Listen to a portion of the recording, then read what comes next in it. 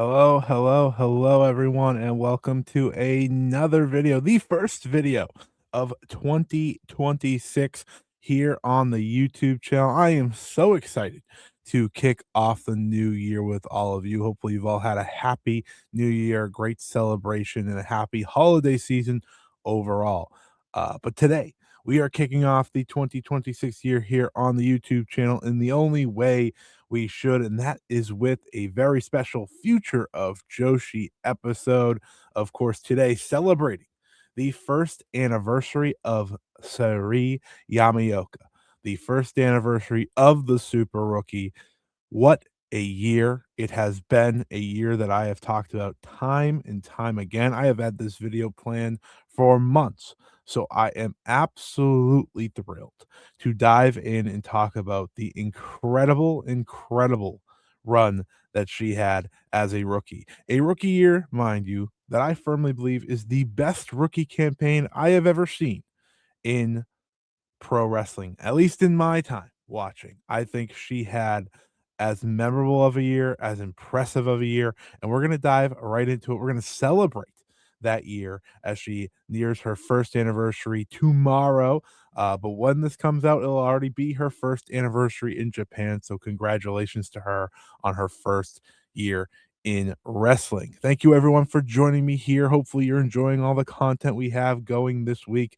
We continue to bring so much to the table. Hopefully, you've enjoyed it. If you haven't already, go check out our first dream preview. This, of course, available already on the channel ahead of that show on Saturday.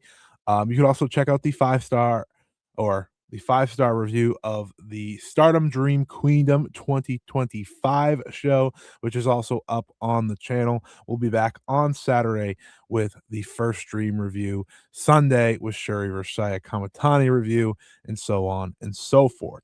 Speaking of more videos we have coming up, before we get to our scheduled programming here today, I ask you once more, if you haven't yet, if you're watching this video and you haven't taken part, go vote in the 2025 Joshi Awards, the fourth annual Joshi Awards. This is, mind you, available on the YouTube channel. If you go under posts, it is posted there. You can also check my Twitter feed, my Blue Sky feed. It is around, or just reach out and I will get you that link. Keep voting. We've already surpassed last year's number of voters in record time. We are close to doubling it. It's been incredible. It's been an incredible year, and I'm so happy we can start off 2026 on such a bright note. And that bright note, of course, is none other than talking the career of Seri Yamaoka to this point. A career, mind you, that I think has been truly sensational. As good of a rookie year as I've ever seen, as I said at the very top, and one that I'm so excited to go down the path of. So let's get to it now, shall we? When you get the title of super rookie, a lot of pressure goes into that. So much so that I think us as fans, us as viewers can forget the human side of these things. Pressure is a real thing, right? And when you are someone like Seri Yamaoka who signed with the company and pretty much from the get-go was presented as kind of the golden rookie, the super rookie, the one that is coming through. That pressure adds up more and more and more before that first match even happens. First Dream 2025 would be her debut show, but before that she was having, the sparring video I remember vividly, which was a really cool way to showcase her, the debut of her gear, all these different things. It was as hyped of a debut as I had seen in a very long time from someone who, frankly, is just unknown to us all. But what Suri Yamaoka was able to do was take that pressure and turn it into just simply being a diamond. Pressure creates diamonds, you know the saying. And looking at her year and looking at all she did and looking at everything she continues to do, it's pretty incredible. Um, we'll talk about those who have been on her level, fellow rookies throughout this year, rookies of the past, and so on, because I think it's part of her story in many ways. But ultimately, what this video is just to celebrate the incredible year and look forward to what is going to be an incredible career overall. So, with that being said, let's get to it. Seri Yamaoka would have her debut match at First Dream 2025, January 3rd at the Oat Award Gymnasium. Major pressure. She's going to be the opening match on that show, and she's going to do so against Mirai, one of the top stars in Marigold at the time. It was set the first match of the year, the first match of the second year or first full year of Marigold's existence, first calendar year, that is. And you have to set the tone. You have to set the tone with your debut. And I remember being so excited for the debut, not only because of the hype behind it, but you don't hype someone to this level if you don't believe they can, not one, handle it, and two, rise above the occasion. And I think with Suri Yamaoka, the fascinating thing about her is, as someone who was all in day one, believing and knowing this could be someone special, she somehow exceeded every expectation. And when you exceed expectations for expectations that are set so high, it makes you special. And from the word go, it was clear that Suri Yamaoka was special.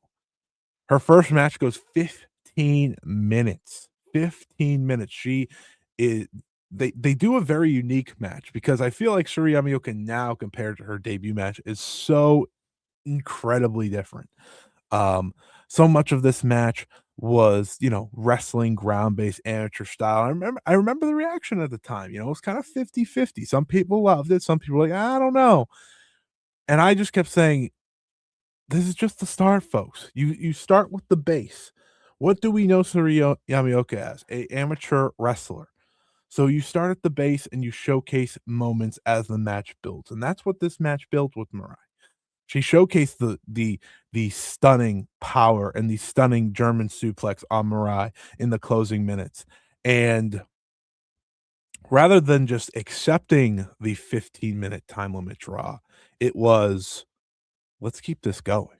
They go into overtime, and ultimately, it's just not Yamaoka's day. She does fail in her first match, and I think what's so fascinating about her as a super rookie compared to many other super rookies before, and I think this is why she's had the year she's had. Failure is something that she wasn't afraid of. From the very beginning, confidence brought her forward.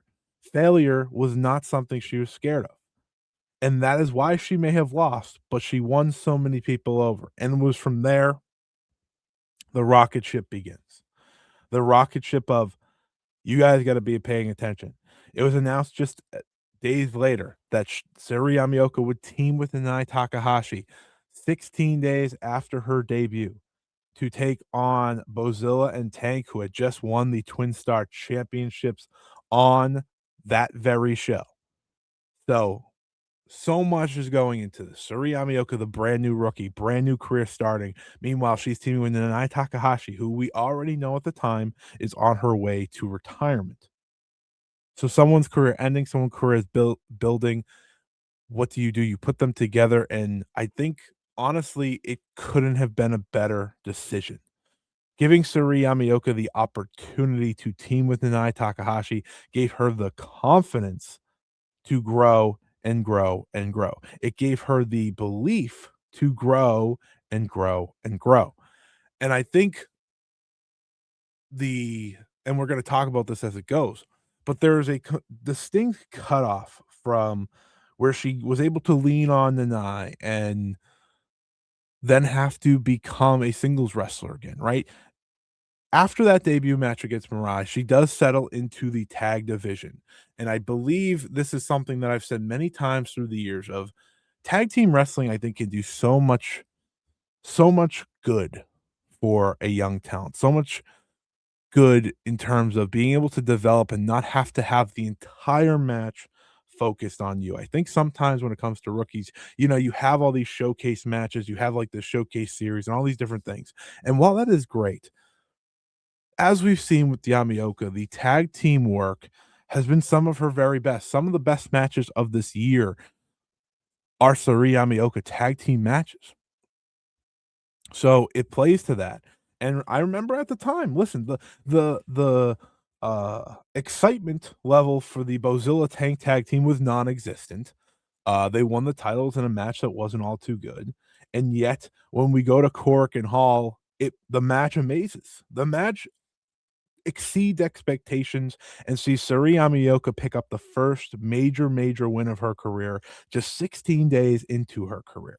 The match was exceptional. It showed the incredible selling of Seri Yamaoka, something that, by the way, is a common theme. Common theme, especially in this tag team run. She looks like she is getting destroyed so much of the time and fights back in the end. So much of this is again development. She's still so fresh into her career, but Marigold, but this promotion was ready to give her gold. And just like that, days into her career, she was a champion. And not only was she was a champion with a living legend herself, Nanae Takahashi, someone who put her right by her the entire retirement run. And they became known as the Passion Family. And in so many ways, Nanae really became a mother figure to Seri Yamaoka, one that we have seen continuously throughout the time that, right? What is Seri Yamaoka wearing when she walks out there? The same uh, costume that Nanae wore. It says passion on her jacket, passion on her gear. The combination that they made out of these two. I don't think anyone could have imagined when Nanae announced her retirement that she'd be essentially handing her passion legitimately to the next coming, to someone who is going to be in the main events, to someone who's going to be a multi-time world champion. I don't know if anyone could have imagined that. And for Yamaoka, who's not similar to Nanae in terms of style necessarily, Yamaoka is unbelievably explosive, unbelievably athletic. And yet there's just the perfect combination. They formed the perfect duo. And this duo did so much good for Yamaoka in those early days. It allowed Nanae to take the lead and Yamaoka to just kind of, play that underdog still. Because while she is a super rookie, she is still fighting, you know, in this match where they won the titles, the monsters, right? She's still fighting the Utamis of the world. She's fighting peers that are seen on the same level of her, if not higher. That is so much really of the fascinating part of this year. And when we get to the later half, you start to see her figure things out more and domination starts to come in. And that's kind of the beauty of her story in 2025. You move on to the next step. The next step for Sariya Miyoka as she's having these great matches on house shows. And I'll say this, I don't think from a show to show basis there was anyone more fun for me to watch, just myself and maybe many others to watch than Suri Yamaoka because every show, and it reminded me a lot of Yuzuki's first year in some ways, but every show she was adding something new. She was tuning something. She was getting better at something to the point where you're just watching this wrestler blossom in a way that I don't think anyone could have expected, especially after that first match with all the amateur stuff, with the suplexes kind of being the main focus, if any focus, right? No one could have predicted that. No one could have predicted that she'd end up becoming who she is now, but that's the beauty of if you are watching show from show to show to show to show, you are seeing it slowly but surely. And with her next defense, with the first defense for them, it would be against Victoria Yuzuki and Utami Hayashishita. This is very important. This is very important to bring up, especially in the anniversary, because for Yamaoka, Victoria Yuzuki is going to be her counterpart in this promotion. I know a lot of people are also on the board with Shino, and Shino will be too. But Victoria Yuzuki is the person rising, right? She's the one that came into this company as the golden future star, right? She called herself the future ace from day one. And here comes Yamaoka, someone who Have all the makings to be the ace, has all the makings to be someone that rivals Yuzuki in that way. So you instantly create a budding rivalry between the two, while also, mind you, having Utami Hayashishita right there. Utami Hayashishita, the last super rookie to get as much hype as Seri Yamaoka. That's important. That's special. And that plays throughout the year in her Marigold story. But before we get to that, we do have to talk about this. I think this is again very important. So early in her career, she is able to train with someone like a Shinya Aoki, who is obviously very well respected in both Puro and mixed martial arts. She's training with Shinya Aoki, who gives her the Aoki clutch. Again, wrestling is a art style where you can copy from people and do all these different things, but there's something so meaningful and very sports like when a wrestler hands down a move.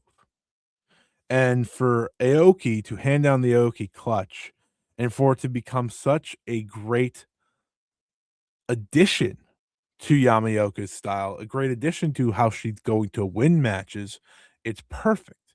It gives her a way, as we saw throughout this entire year, to win matches kind of out of nowhere and beat anyone. The Aoki clutch became an absolute great staple to her matches, and it was a great moment for her because it's like, "Hey, there's people that are believing her that just aren't Marigold. This is someone from outside and so many more." And that's what you see in all of her big pay-per-view matches. The 2 other pay-per-view matches are, again, more belief in her and who she can be. When I think to the early days of her house show appearances, I think so much of the time was just kinda looking like, "Okay, what's next? When are you gonna hit the big German, hit the big move?" And I think that's kinda amazing to look back on because now it's like, okay, I know you're gonna hit the big drop kick, and I'm gonna pop for it every time. You're gonna hit the big spear, I'm gonna pop for it every time, and you might hit the big suplex or the big missile drop kick, one of the two that really can change the match. Back then, it was like, okay, you might hit the super kick, you'll do your cool ground leg submission that you do, but so much of it was if, maybe, who, what, but she was winning. I think that's another key part of the early year. After that Mirai match, she didn't lose for a very long time. She wasn't pinned again until right before Shine Forever. So notable points there, notable points to make. Um, but that, of course, like I said, talking about how that Yuzuki Utami feud starts and where that goes into later this year, which we'll get to. But maybe nothing more important was for Seri Yamaoka's development this year was then finding her generational rival. And that, of course, starts with the beginning of Marigold versus Marvelous. I think people can maybe forget that this was, in fact, the beginning. Nanae Takahashi and Seri Yamaoka versus Takumi Aroha and Senka Akatsuki. Perhaps no one wants to be great as much as Seri Yamaoka, and that is not a shot at anyone.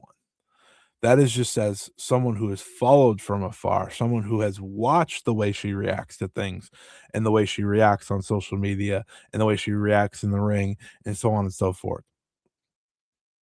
This is someone who wants to be special, that wants to be seen as great. Even when she wins, she said, "I could have done so much more." If you pay attention to her post-match promos, it's like, "We won, but, Yuzuki got the pin," or "We won and, this person got the pin," or "You won and I just didn't hit a lot of the offense I wanted to." All these different things. There was always something she was critiquing about herself. And I think so much of that goes to her rivalry here. Her rivalry with Senka Akatsuki, a match, mind you, that is fantastic. This match alone is fantastic. I feel like for a lot of people, this match put both Yamaoka and Sanka on the map for those who weren't paying attention because it was equally impressive. It was equally awesome. And while Nanae Takahashi and Takumi Roha had their moments in this match, it's about the two rookies. It's about the two rookies, two super rookies who are going to be compared time and time and time again. And at this point of their career, they're very equal. They're very equal, I think, in skill sets for this match in March, back in March 30th, 2025. And I think this is where you start to see I'm going to say, I want to be greater than her. But together, they're going to become greater for the good of Joshi and to push Joshi forward. This match is sensational, just sensational. And the rivalry with Senka Akatsuki is what I think transforms Seri Yamaoka for the better. To find a rival who doesn't belong to your promotion, that every time you two meet, whether it be a press conference, whether it be a post match, whether it be a match, whatever, when you two meet, the world stops and pays attention. This early in your career, you are doing something right. Yes, so much of the antics of Senka of always being ready played into that. But for Yamaoka, it was matching her. It was following through on that, and in time, being always ready for her as well. This match, like I said, is sensational. It is a sensational match. It is one of my it might be my favorite tag team match of 2025. 2-on-2 tag match. It is that good. Go back and watch it and watch how raw these two still are. And then compare it to now when you watch them. Compare it to when they face off in the singles match. Compare it to especially pre Dreamstar even. Compare it to any time they match off. There is significant improvement, at least from one of them, in a way that makes this match, in my opinion, better because you're seeing them at the bottom. You're seeing them.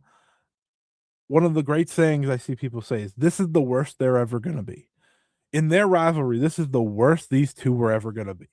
That is fascinating. That is impressive because they were so great on this day. Yamaoka pins Senka in this match, and that's the start, right? That is the start of this rivalry, which we will come back to. So don't you worry. But it is a beautiful part of the first 3 months of her career. Within 3 months, she finds that rival that has continued all the way through 2025 and surely will continue through into the new year.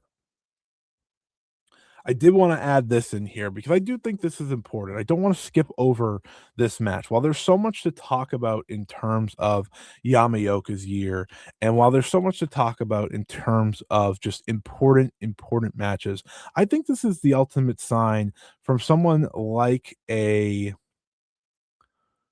Nanae Takahashi to showcase how important Yamaoka is. And I say that because when you go back and look at the matches she put together for her produce show 1 month before retirement, right? And you think of, like, all the matches and all the possibilities. The final Nana Momo match is against Seri Yamaoka and Victoria Yuzuki. Again, 4 months into her career. And Nanai, who is, of course, her tag partner, says, You know what? On my produce show, I'm having the 2 matches, and one of them, I'm facing the future."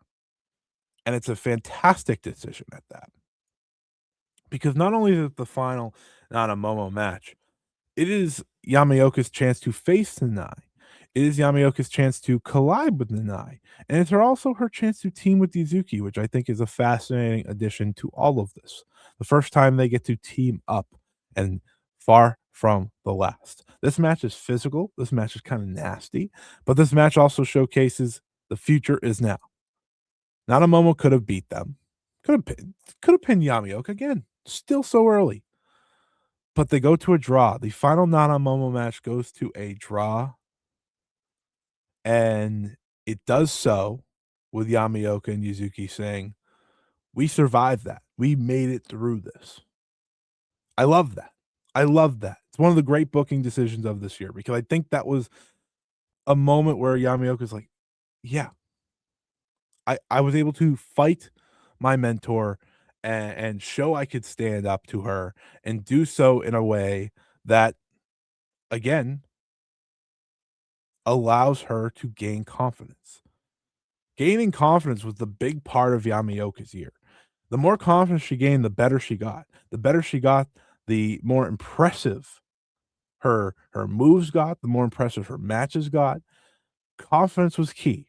And this is one of those moments I point to of this is where confidence really kicked in for her. The defenses continue. The twin star reign continues, right? And for Yamaoka, this is just continuous growth, continuous growth. It's crazy to think that the Passion Family run as a duo only lasted 5 title matches, only 111 days. It felt like so much more. So their first 2 defenses are as strong as possible. They defend against Utami Hayashishita and Victoria Yuzuki. Great match. They defend against Senka Akatsuki and Takumi Iroha, one of the best tag matches of the year. And they did defend against the reigning current tag team champions Chiaki and Misa Matsui in a very good match as well. And mind you, in all these shows, they're either main eventing or semi main eventing, which I think is very important as well. All of them, they are in important matches, pushing her, getting her up the ladder. This was another good defense here. And I think this also did a lot of good work for Nanae at the time. Not Nanae, sorry. Chiaki and Misa Matsui. You know, we sit here now and we look at what they've become and who they've become. Without this, they're not at that level yet. You know, in her first match of her in her the first year of her career, Seri Yamaoka wrestled 99 matches, and in those 99 matches, it was a step taken, a step taken, a step taken. Meanwhile, during this, we're starting to see Yamaoka get some singles matches in here, which I think is important because after the Mirai match, where they go 15 minutes and then another 7, she didn't have another singles match for another month until the 22nd facing Rhea Seto. She then faced Minami Yuki in April, the 5th of April specifically. Then she faced Kimono Minami at the end of April. Um, and all of this also building alongside Nanae Takahashi. And we are building to May. And these wins, these matches, you know, were giving confidence. But we needed something to slow her down. Part of her story, part of that first year was how do you grow from here? And for Yamaoka, it came in the form of failure once again. Failure not on her behalf, but in terms of losing her first pair of titles. Yamaoka and Nanae Takahashi would take on the recently turned Magenta in a twin star title match in Osaka. And just weeks before Nanae Takahashi's retirement, they would lose the tag belts. And it was Seri Yamaoka that was pinned. I think that's very important because we hadn't seen her pinned in a long time. We hadn't seen her really lose since that Mirai match. She had gained so much momentum, but something needed to be stunted. And it's such a bummer because this is the first time they debuted the whole tag team look in full force and all these different things. But one, Nanai's retiring, the titles had to be lost. But two, I think this is the start of the transition of confidence and the transition of becoming a singles wrestler in full force. Looking at Yamaoka's year, I look at that Takumi Iroha match as kind of the massive shift in terms of the way she entered the ring in terms of confidence, and she talked about it at the time, how she could no longer rely on the Nanae Takahashi. She needed to be the person pushing forward when the Nanae Takahashi no longer wrestling, no longer here in Marigold. And I think it kind of plays very you get my point, to when Julia left and Mai Sakurai. Very different, obviously, because Mai Sakurai at that point was a veteran and Suri Yamaoka is a rookie, but it's the same mindset of someone I'm so close with, someone so I'm so connected with. They're moving on. And now I have to carry the torch. I have to step up, and I'm going to step up. This title loss presented an opportunity for Seri Yamaoka to enter the singles game once again, and just weeks before she'd be going one-on-one with Takumi Iroha, sorry, not weeks, 1 week perfectly, she would get to face Nanae Takahashi one-on-one in Sapporo. The one and only time these two would face off in singles action, and it was part of the Passion Countdown. Some people thought, "Hey, maybe Seri Yamaoka will be Nanae's retirement opponent." I don't think that would have worked. I think there's such a greater story because she wasn't. Rather, she was essentially her daughter in all this. And this match is so good. It's so good. It plays to everything that Nanae did great. And you can see in the match she's trying to pull out that next level of Yamaoka. So by the time Yamaoka steps into the ring again as a singles competitor, she's a different animal. She's a different beast. She changes herself in full force. This was like the final nod of that first chapter of her rookie year. And now it is time to transition. Now it is time to change. With the Nanae Takahashi moving on, I'm going to step up. The match is an emotional one. The match is a really good one. Yamaoka gives it her all. She debuts the Passion Splash for the first time, as I like to call it. I like to call it the Passion Splash. And while she fails, it is a failure that is also succeeding, also passing in many ways. And she passed the Nanae Takahashi test that set her up for the match 1 week later. It was Seri Yamaoka versus Takumi Iroha taking on the Marvelous Ace, continuing the feud between her and Senka Akatsuki in many ways, but also just continuing the feud of Marigold versus Marvelous. There's a reason in her first year on all 3 pay-per-views, she was in feature matches. She was in feature matches, she was in feature moments, and she steps in there with Takumi Iroha, and if we're being honest, if we're being quite honest, when this match was over, I said, "Seri Yamaoka had the best performance in this match," because she was a different beast altogether. I remember when she made her entrance, she had the new look, the new haircut, all these different things. Because she told herself, "This is it. I know my mentor is retiring on this show. It is time. It is time for me to take that next step." Not a next step, mind you, that rookies usually ever have to take, but in her mind, with how things went, twin star title reign, right out the gate, super rookie, the pressure was there that, yeah, you did have to step up. And not only did she step up, she flew with passing colors.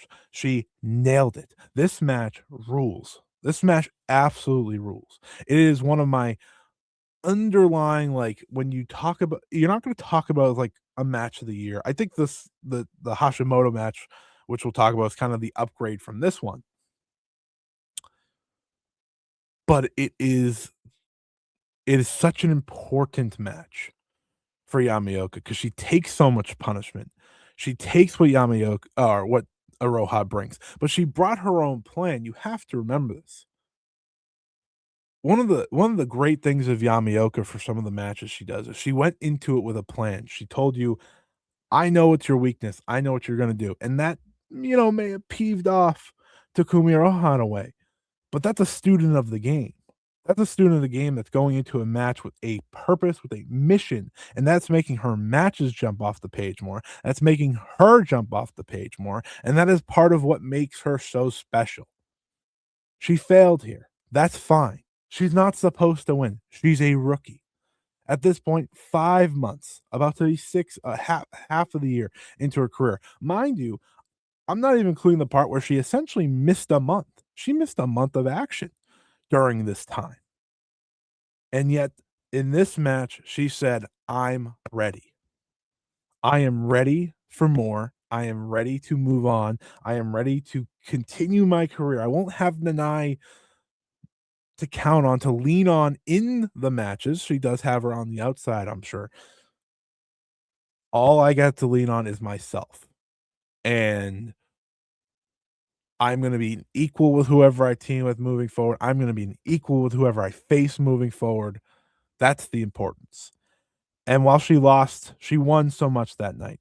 She also happened to be the final person to pin Nanae Takahashi. I don't know if people remember that, but in the impromptu retirement gauntlet that Nanae Takahashi had, her and Seri Yamaoka had a beautiful moment. I am getting choked up at this picture. I do every time.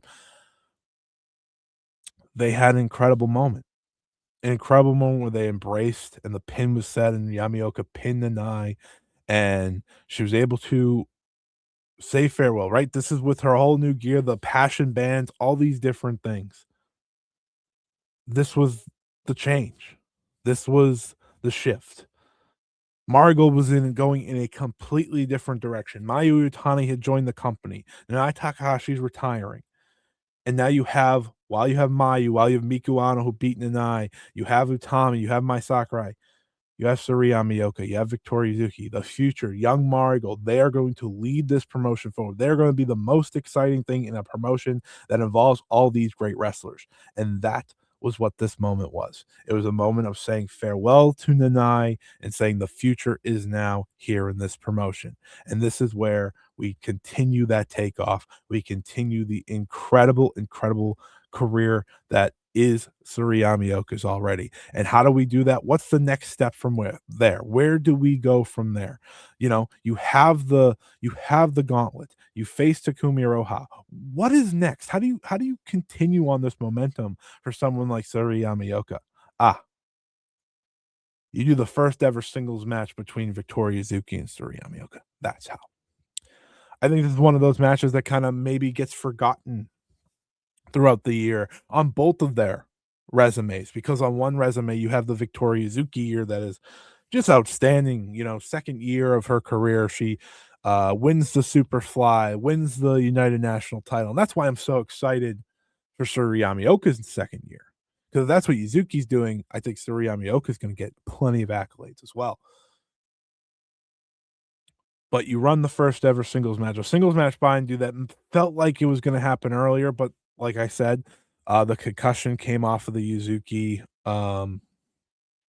Utami defense and had her miss a lot of time. So with that, we have the first singles match, and you do it in Shinjuku Face. I always love when we do things in Shinjuku Face because I think these um, smaller venues gives these wrestlers a better chance of, I don't want to say succeeding. I think they're going to succeed no matter what, but focusing and delivering and not having as much pressure on themselves. This match was put into the not even the semi-main event. It was the third match to the top, but it was an important one because they would go 15 minutes, go to the time limit draw in the very first match that they ever had with each other. But that is how you begin to climb, because Yuzuki, coming off the Superfly Championship loss to Mayu Utani, also needed it just as much. And I think this was Marigold saying, Nanai gone. The future is now. Watch what we have. This is why you want to stick around. Yeah, this is also going to involve the first defense. And it's a very smart booking. It was the first defense of Mayu Utani's Superfly Championship reign as well against Matsui in the main event. So people were going to have their eyes on this. They were going to have their eyes on these two. This match is great. This match is great. And it's just the beginning. So much of this, you have to remind yourself as you go through the year of Yamaoka, it's just the beginning. And I'm so happy this match happened in this month of, sorry, it was June, rather than say March or April, because it's on the other side. It's on the flip side of the Yamaoka change that I think we saw. And for so much of it, she's able to not only stand in there with Izuki, but thrive in there with Izuki. The success continues forward. I think from there, you know, that Yuzuki match kinda, I don't wanna say stunted the momentum by any means, but Yamaoka was mostly just in tags for the rest of the summer until the Dreamstar Grand Prix, just having and adding to her move set. The drop kicks that she added were out of this world.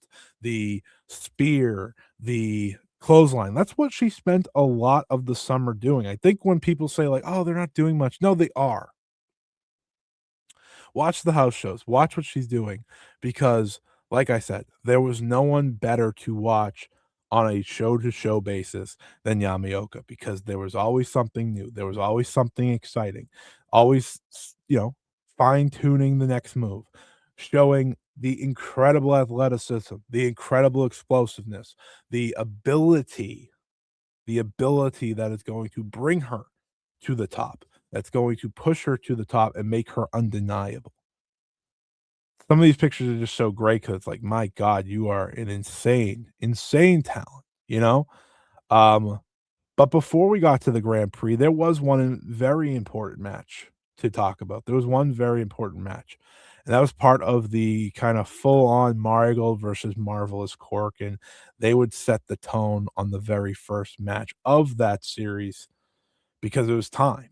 It was time. Not only was Yamaoka ready for Senka, who's always ready, she's gonna get the chance to team with Suzuki, and this is kinda where, after they went to a draw, they're kinda starting to be budding and put together a little bit, and now they're gonna take on the fellow, top rookies of Marvelous. The future on full display, the latest matchup between these 2, and I thought this was a match that was so smart to book at the time because, 1, I think you want Sora involved because Sora had been involved, she's in the great gauntlet match. But you want to involve with the fellow youth here, right? And to put the prize students of both company into one match, especially on a show where you're going to have the Utami versus Takumi match and Mai Sakurai versus Riko Kawahara, the first ever and only show well, second only showdown between Mio Momono and Mayu Utani. You're gonna put this one up there. And you're gonna put this one on display and you're gonna let them lead. You're gonna let the future lead. And it was at that show that Victoria Izuki and Seri Yamaoka, they succeeded. They won. They got the job done again. Another feather in the cap for Yamaoka over Senka. While she didn't pin her this time, I'm pretty sure. I don't think she pinned her this time. Anyways, another feather in the cap. Her and Yuzuki team up. They they're starting to show cohesion together, and they're able to take down the fellow rookies. It was the continuation that was also just necessary at the time because this was keeping not keeping, but reminding you of this feud, reminding you of, hey, by the way, we have this kind of bubbling in the end, which was of course supposed to lead into two big time matches on August 8th, the Cork and Hall Marvelous Show, as well as in the Dream Star Grand Prix, Seri and Senka were supposed to face off for the first time in singles action on September 2nd, a match that Seri wins, but it's against Maria. That was what this was all supposed to lead to. We were kind of waiting for that match for so long, and it didn't happen until December because unfortunately, Senka got sick and she missed a lot of the building in that. But I think seeing when they faced off in the singles match now compared to if it was then, it's very different. But we'll save that for the end. I think what's also important about the summertime for Suri Yamaoka's growth is that she got to team with new people. She got to team up with different people for the first time. Yeah, she gets to team with Izuki a lot, which was really cool. But one of my favorite parts is, seeing Yamaoka and Shino, the two super rookies. At this point, Shino, of course, had debuted, teaming with Mayu Iwatani, right? Teaming with Mai Sakurai, getting to face all these different wrestlers. Suri Yamaoka's teaming with Mirai and Utami. Just all these different wrestlers, and it presented an opportunity to learn from them, much like she learned from Nanae being next to them, right? I think that's something that can be overlooked in all of this in so many ways of when people look at the full scope year. How did Tsuruyama Yamaoka get so good? It was just watching and learning and working with them, whether it be apart or next to them in tag team matches.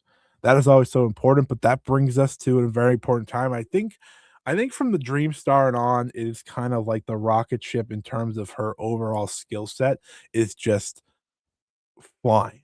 It is flying. So let's talk about the Dream Star here. The Dream Star Grand Prix was a fascinating conversation to have heading into it because I remember saying in my preview, in my many discussions, there's a chance she could be a contender here. And I think the Dream Star might actually be the only time in her first year where she loses a little bit of buzz, and it's not her fault. Missing out on that Senka match, which was just 2 weeks before the final, and then on the final day, I believe it was Rhea Seto was sick, so she couldn't wrestle her. That was brutal. That hurt her momentum in a way, not on her purpose, but she had been eliminated from the tournament before September, and that was a bummer. That was tough, but in the tournament, don't you worry, they still made it count. While she lost a little bit of momentum, she got the most important win of her career. She was the first woman to pin Mayu Iwatani. She does it on the opening night in night 2 main event, the night 1 second show main event. Pinning Mayu's first loss in Marigold, and her biggest win of her career, still her biggest win of her career. She's added accolades, but this is her biggest singles win. She pins Mayu in just this awesome match.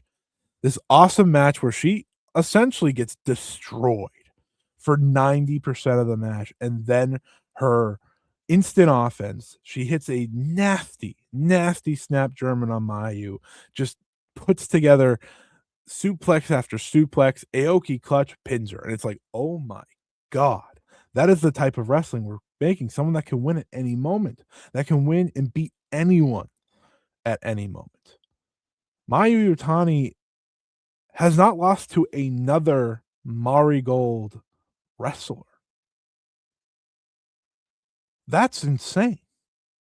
She's lost to Io and Shuri this year, along with Seri Yamaoka, because her tournament, for those who don't remember, is essentially draws. She's winning, winning, winning. She didn't lose to Victoria Zuki on the final night.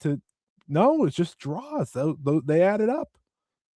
But Yamaoka's pinfall over her was a moment, an important moment. One that I think helped give her that momentum back on the flip side of the tournament. But before we get there, let's just quickly talk about it. She did take part in the Marvelous versus Marigold match from the August Corkin that Marvelous held. It was her, Utami, Miku Ano, Kamo Minami, and Victoria Zuki taking on Mio Momono, Riko Kawahara, Maria Ihozan, and Sora Ayame. This ended up being a big time win, and the momentum here that was missed in this match was, again, Senka had to miss the bout. She was set for this match, but unfortunately her illness kept her out. And I think that's another part of it, because so much momentum and so much excitement going to the Dream Star was because of these two. And without one, the other suffered in a way, because their match was arguably the most anticipated of the entire tournament. Um, but they were able to keep that magic going even after the match, right? Having this mini face off, having this mini tussle just reminds you that how much this means to both of them. It's like, hey, you may have not been in this ring. We may not be facing off in that singles match, but just know it's on site. It's on site. I want to beat you and you want to beat me. And that is the beauty of a true rivalry. The Dream Star doesn't go her way from there. She loses to Victoria Zuki. That marks her first loss in the tournament. Then she loses to Utami Hayashishita. Then she loses to Koki Amare. I think this is very important. This is 3 straight losses for Yamaoka, a major shift in her overall tournament. It eliminates her straight up. After going 2-0 on the opening night, she loses 3 straight, including against Victoria Yuzuki. So Yuzuki has the leg up now in their rivalry, right? 1-0-1 for Yuzuki, 0-1-1 for Yamaoka. But I think the most underappreciated and maybe the most important match of her tournament outside of beating Mayu was this one. We had been waiting to see what wrestler in Marigold specifically could be the one to humble Seri Yamaoka. That proved to be Utami Hayashishita. Utami had none of this super rookie nonsense because she's lived that life. She was that life. And I think it's such a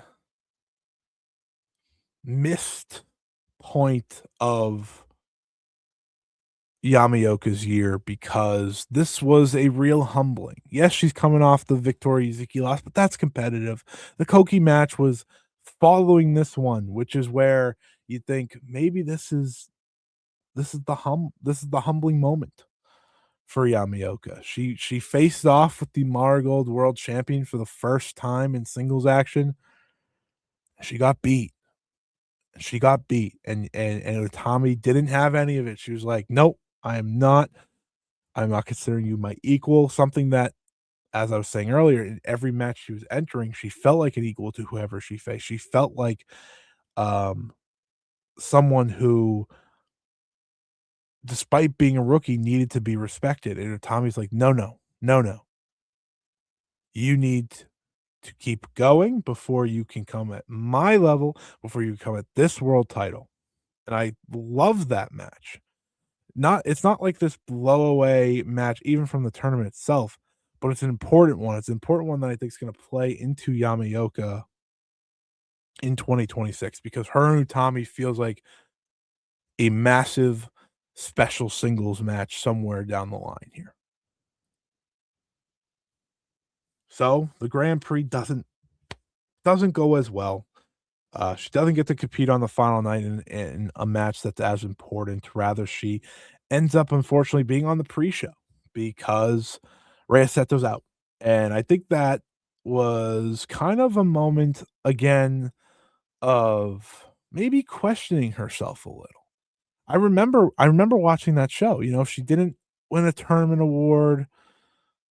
She didn't get to compete on the cork in the main show in any of the tournament matches. She was very emotional on that show.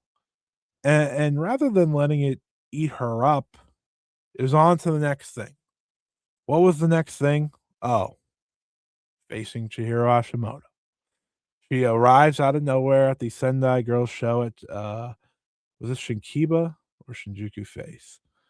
I think it was Shinkiba. Either way, she arrives out of nowhere, a complete surprise, and says, Chihiro Hashimoto, I want to face you. I want to face you at Ryogoku Sumo Hall, Marigold Grand Destiny, because the comparisons are there, right? People have been talking about it. Oh, the amateur background, the explosiveness, the athleticism.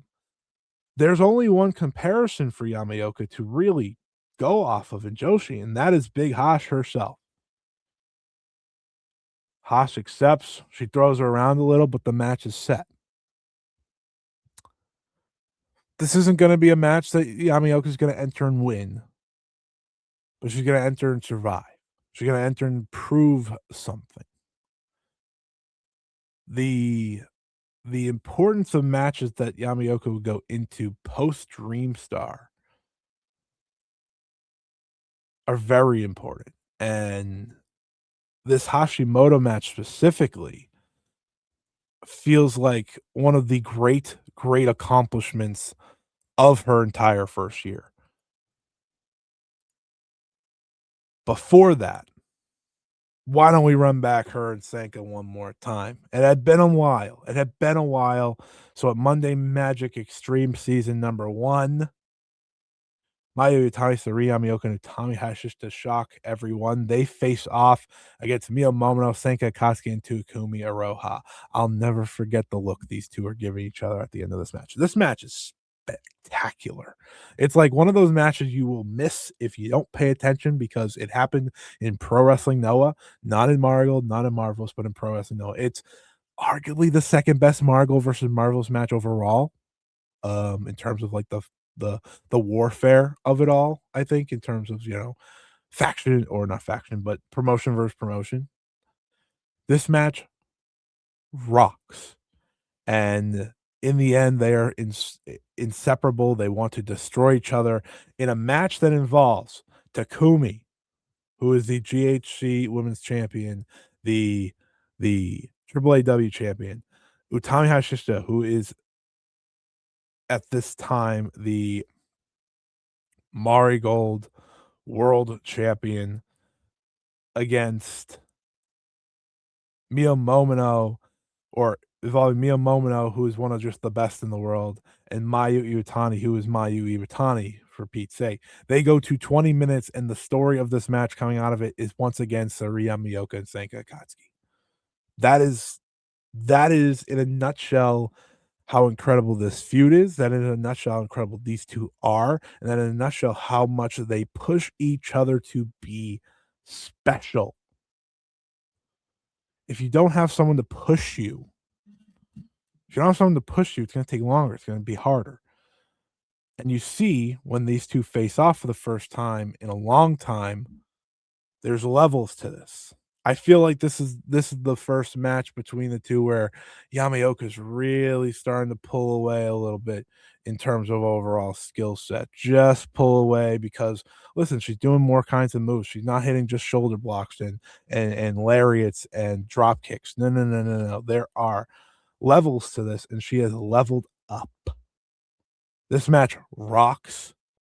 This match is one of my favorites of 2025, and it's because of Seri Yamaoka, it's because of Senka. It's hard to tell the first year anniversary without telling the story of these 2, because that is the beauty of the first year in so many ways.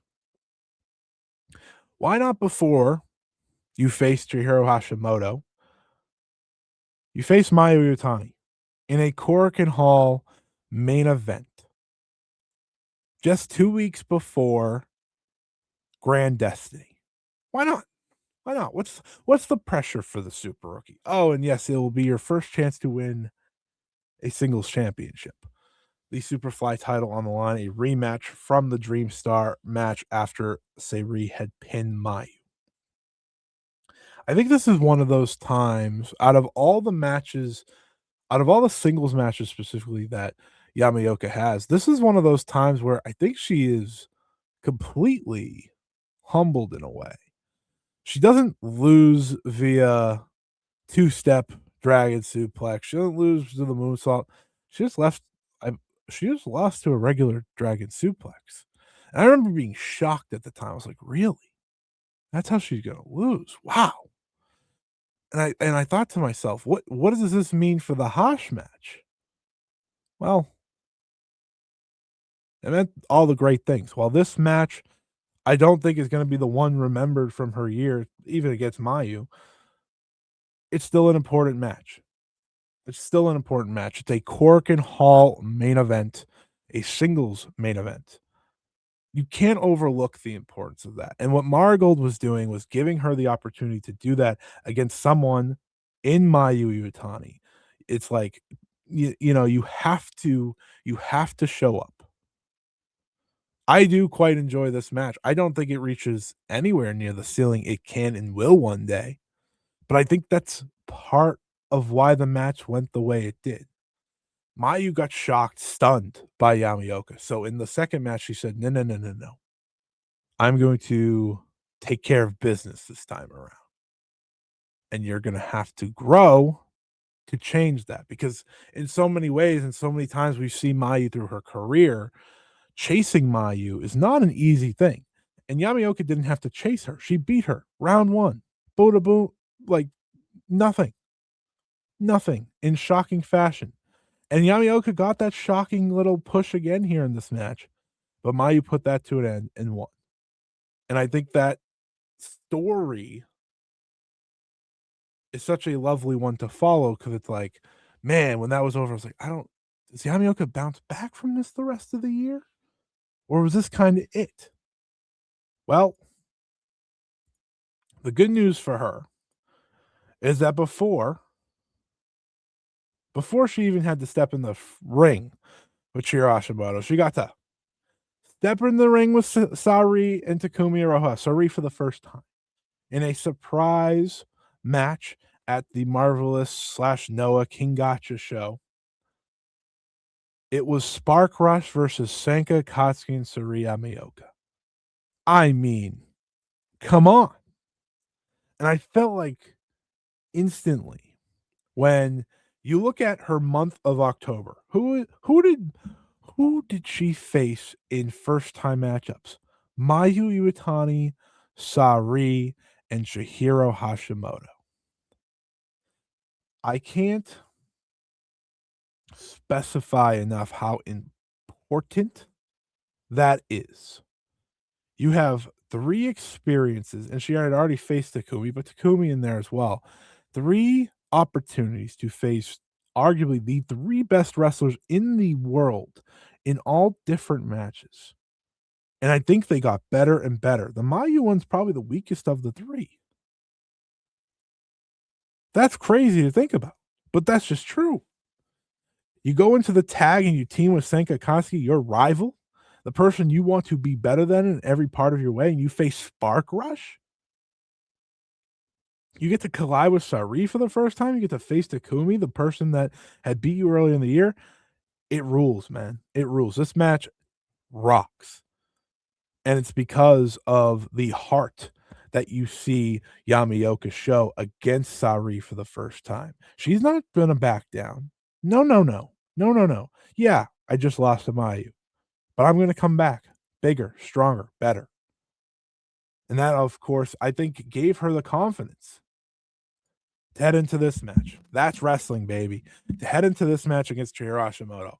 Listen, like I said, this match needed to be one thing. It needed to be her just having that burst. She was gonna get dominated. She was gonna get destroyed in many ways, but she just had to have that burst. She had to have that hope moment. And I feel like this match might have done more for her than any other match. I feel like Yamaoka was a different wrestler. Once again, that's kind of the beauty of all these big matches she had this year is you saw the growth, you saw the next step, you saw these different things. I'm gonna keep saying it because that's how good she got and so fast. No wrestler should figure things out probably this quickly in their first year, but she does. The match with Chihiro Hashimoto is fantastic. It is fantastic. I think it's Seri Yamaoka's best singles match to this stage. It is excellent because while this match is in many ways Hiro Hashimoto doing her thing and leaving you no room to breathe, it is Yamaoka taking it all in for better or worse and realizing where she is and knowing who she is and bouncing back. When Hashimoto hits Yamaoka with a release Albright in the middle of the ring, and Yamaoka just rolls to the outside looking defeated. She takes all the time, seconds ticking down, heavy breathing, and she said, "All right, let's do this." She gets back in there despite being destroyed and gives you the spark you needed, gives you the hope spots you asked for, and makes you believe, even if it's all for 2 seconds. The best part of this match is when, Hash is trying to just power out and Seri just powers her up and hits her with the gut wrench. It's amazing. It's an amazing moment. There's also a moment in the match where, you know, she's going for that big new springboard missile drop kick, which, mind you, I think is the best since Io Shirai of all people. And, you know, Hashimoto stops for the first time. She makes her hesitate and she stops, but she comes through and hits it. And the beauty of the way she lost is that Hashimoto does a version of like the Senka Akatsuki shoot pin type thing where she locks her legs and just doesn't let her kick out. It's such a good match. It's such a well done match. And it was such a perfect match because all Yamaoka needed out of this was to believe in herself. You weren't gonna beat Hash. No, that's too tall of a task to climb. She in many ways is the final boss of Joshi these days. But you had to believe in yourself at one point or another in this match, and that's what she did. It is in what I believe to be the final step of growth in her first year as a wrestler. Every single big match, it was a big step of growth. And this one was the final big step that kinda let her complete the year in such a big, wonderful way that she did the especially here in the month of December. So with that, you know, comes trying to get back on track. That's a lot of big losses, right? You lost to Mayu, you lost to Hashimoto, um, you had lost to Tommy Mizuki and the Dream Star. Okay, how do we get her back on track? You know, you go to the lab, you just kinda work things up. She gets a win over Kazuna Tanaka. She's back in tag matches, teaming with Mayu, teaming with Miku Ano, all these different good things for her. And then she starts teaming with her fellow, you know, her fellow peers and rival. Her rival that is, of course, Victoria Yuzuki. They challenge Misa Matsui and Shiaki to a twin star tag title match. So for Yamaoka, after the singles fails or losses, fails is a little extreme, but after some failure in her singles run, right, post the Nanae retirement, losing to Takumi and losing the Dream Star, losing to Mayu, losing to Hash. Let's get back to tag wrestling. Let's get back to that. That'll do her a lot of good. And her and Yuzuki have a great showing. And it's not her that is pinned, but they do come up short. She's not able to win the Twin Stars back. So, where does that leave for the rest of the year? Because that was on November 17th. Well, we're going to keep leaning on tag team, but now I'm going to be at the lead. Now I'm going to be the one kind of captaining the ship. I'm ready for that. Nanai helped captain the ship. Yuzuki was kind of captaining that ship. No. Now it's my turn. I'm going to do it with someone that I am very close with, someone that I have a connection with, and that, of course, is Shino. The supers start to tag more and more. They tag in Osaka, beating Kazuna Tanaka and Kamomo Minami. And that sets them up to head into the Twin Star Cup, the returning Twin Star Cup, on December the 27th. On that show, and we're going to cover a lot here. Like, this happened all in the past week, so it's really weird to just to jump from the Hash match to now, but they saved it for the last week of just making moment, making moment, making moment. But she is the one leading her and Shino. It's not the other way around. And they run through this tournament. Yes, it's a short tournament. There's reasons how they got there. But hey, listen, Yamaoka and Shino, they beat Megaton and Miku Ano in the first round. Because of draws, they get to go to the finals and face the Twin Star champions, the same Twin Star champions that Yamaoka lost to a month before with teaming with Victoria Yuzuki. And in that final, the Super Rookies overcome. The Super Rookies win the Twin Star Cup. And it's just like that you could feel the momentum coming back for Yamaoka. You could feel that heading into the new year. Twin Stars back in the tag division, back focused, back remembering who you are, and doing so with someone you consider a friend, it with someone that is going to be a rival of yours. But we get to see that play out again, not even a week later. But it's not right if we don't have one more singles shortcoming. And I think as I've gone through this video of just recapping her year, there are so many losses. And I said it at the very beginning. The beauty of her rookie year was the losses because each loss made her better. Each loss made her greater. And I think this loss was the ultimate because of what I saw in the Rookie of the Year tournament just days later. Finally, after months and months and months of intrigue and belief and hope that these two would face off, it was Senka Akatsuki versus Seri Yamaoka one-on-one for the first time ever. And not only that, they were getting the semi-main event on the Marvelous Cork and Hall show. Going into enemy territory is a big task. Doing so against someone like Senka Akatsuki, who is your rival, is even taller of a task. This match, one is great, but 2, I think shows the difference in levels that these 2 have reached in the first years of their career.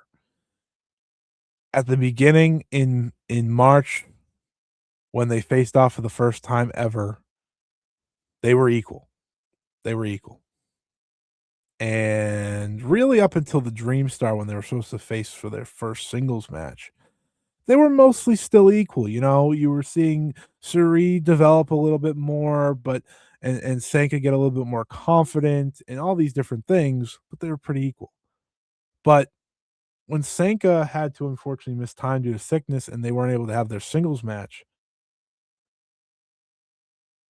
Seri transformed.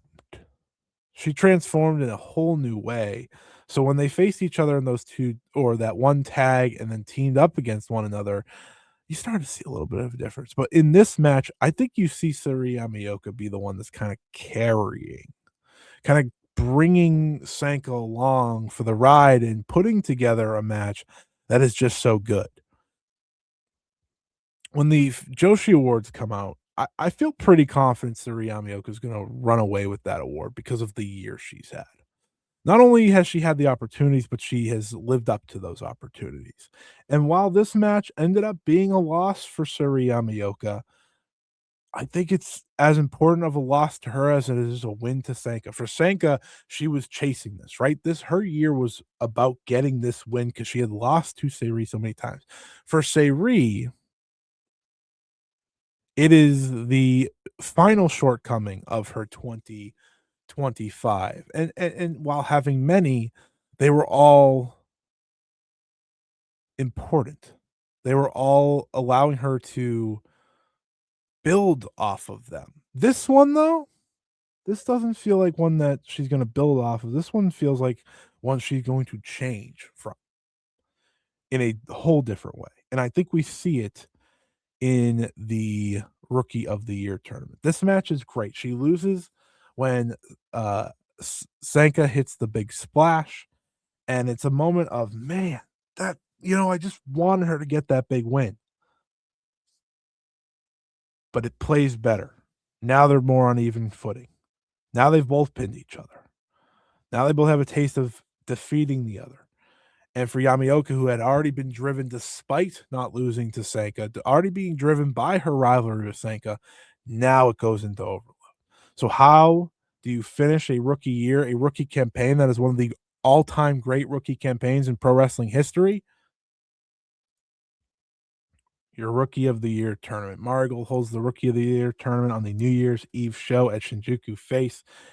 Yamaoka is not getting given the easy path. No offense to Megaton. Love Megaton. She's funny as hell. She does her job very well.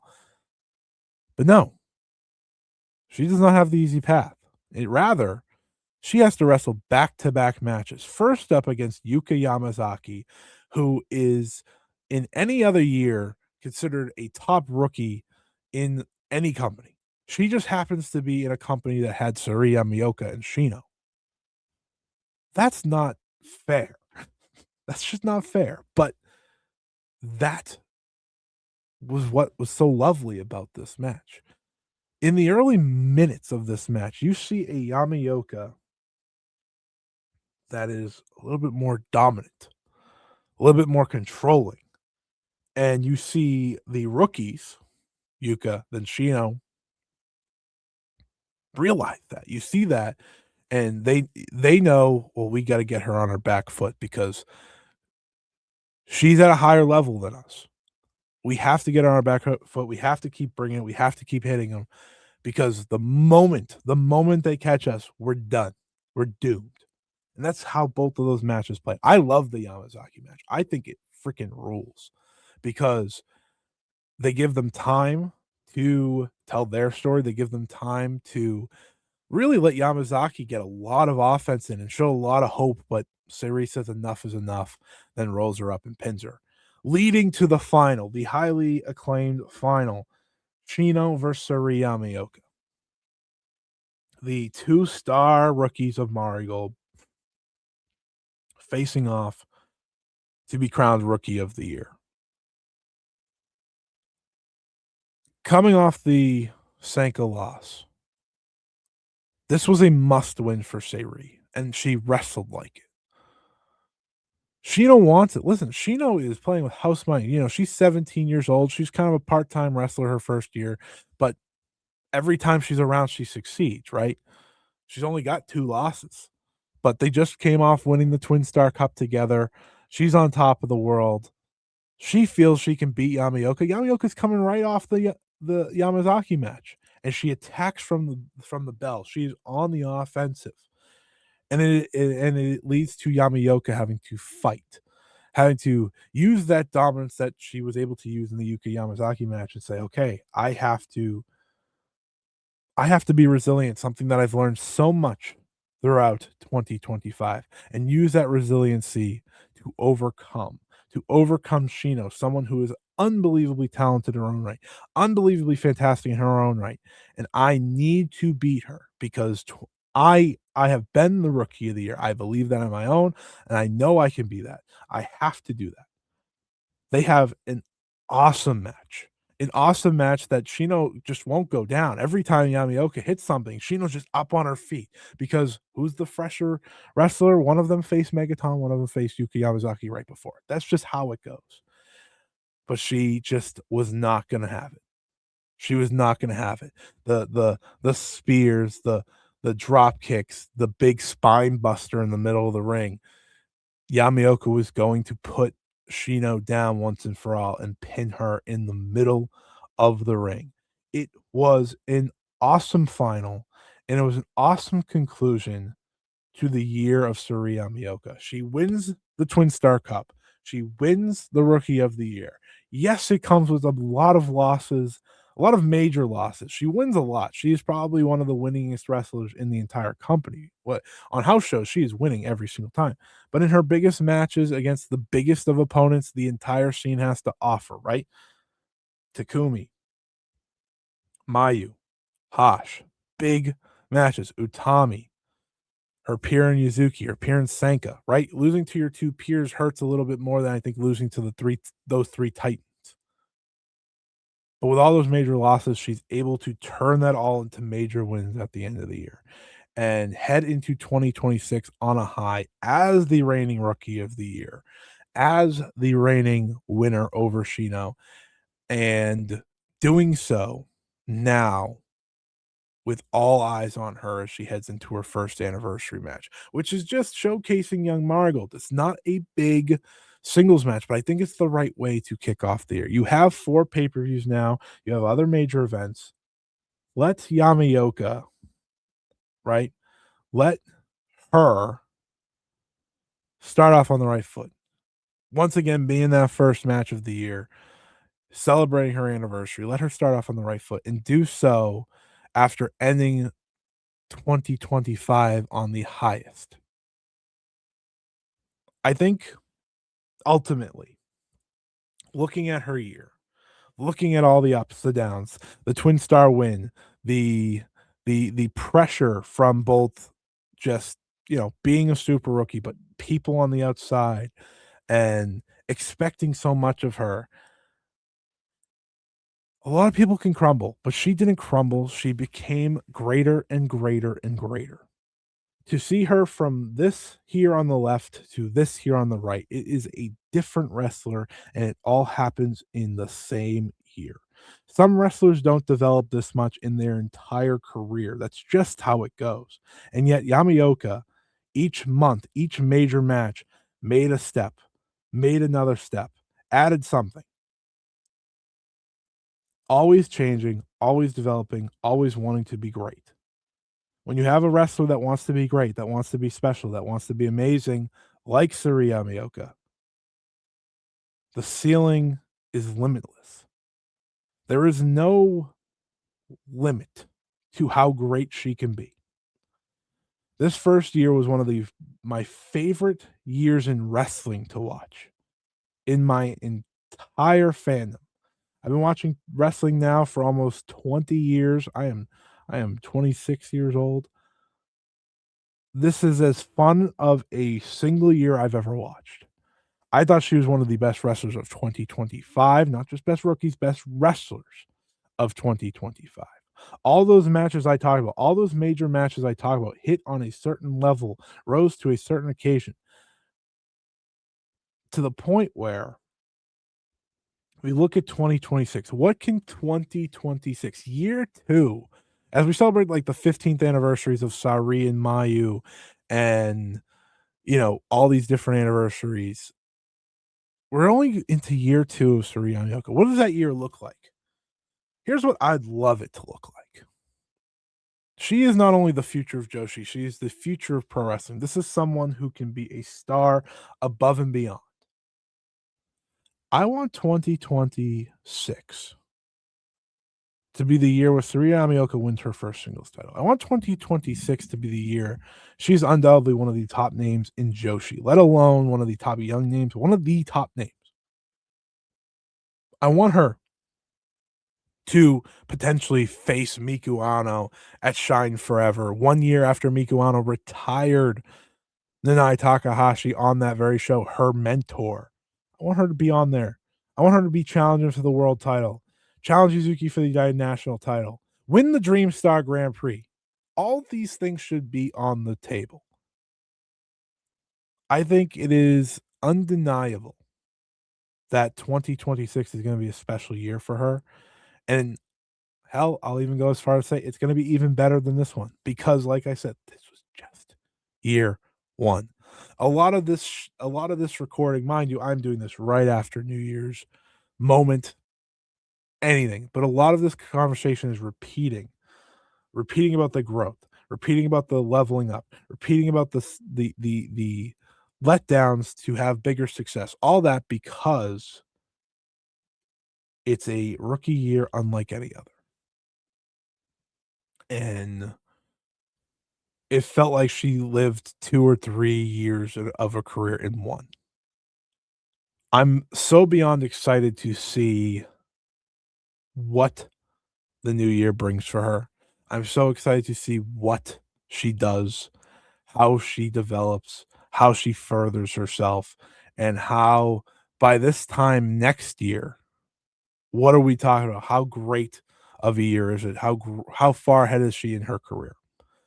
Seri Yamaoka in her first year has become one of my favorite wrestlers in the entire world. The list is not very long. It's Mayu, Sari, and then Seri. That is what it is. And I can't wait. I can't wait to experience what 2026 is for her.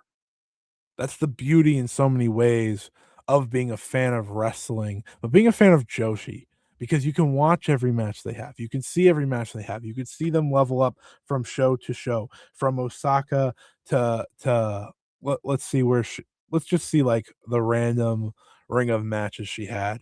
In Numazu to Osaka to Utsunomiya and Tochigi to Tokyo to back to Osaka to Tokyo to Fukuoka to Yamaguchi. Like, that's what I wanna watch. I want to see how she goes from match to match to match, city to city to city, and takes those next steps because that is the beauty of her first year, and I believe it'll continue to be that in the year 2026. She's won the Twin Star Cup. She looks like she's destined, determined to again challenge for the Twin Star belts with Shino this time. She's won the Rookie of the Year tournament. That is a big feather in the cap, especially in a year that has Shino right there. Shino could have easily won. Now we see what 2026 will bring. I think it will bring greatness. I will think it will bring some of the best matches of her career. I think she surpasses the Chiro Hashimoto match in terms of best singles match of her career. I think she surpasses so many things that she did in year 1, and that's pretty incredible because that means she's going to have an incredible second year. But I am done rambling now. I just want to applaud Suri Yamaoka for what she did in her first year. Congratulations on an incredible first year. Happy first anniversary. And I cannot wait to witness year number 2 starting tomorrow with first stream 2026 when she teams with Shino and Coco against Katsuya Tanaka, Kamomo Minami, and Yuka Yamazaki. I think by the end of 2026, I'll say this is my final thing. I think by the end of 2026, not just by myself, but because I already see her as one of them, but by most of the community that watch. She's going to be recognized as one of the very best wrestlers in the entire planet. That is the potential she has of being the very best, and I think she can reach that potential by the end of year 2. That's how great she is, and that's how great she's going to continue to be. So shout out to Seri Yamaoka. Happy anniversary. I ask you all, before we get out of here, before I take off, please, please, please, please, please, if you haven't already, vote in the 2025 Joshi Awards. If you haven't, we're almost, like I said, doubling what we had last year, which doubled the year before, and so on and so forth in terms of ballots tossed in. Vote for Rookie of the Year. You think Seri Yamaoka's been that great? Vote for her. Please, please, please take part in that. Where else can we go here? Oh, that's right. Definitely check out the Marigold First Dream 2026 review that we will have up on the YouTube channel on Saturday. So tomorrow, of course. And with that being said, I applaud you. I thank you all. Happy New Year. Happy first anniversary to Seri Yamaoka, because this was the Future of Joshi, the latest Future of Joshi, celebrating Seri Yamaoka, the first anniversary of the Super Rookie. Until next time, everyone, so long. See you later. Bye bye.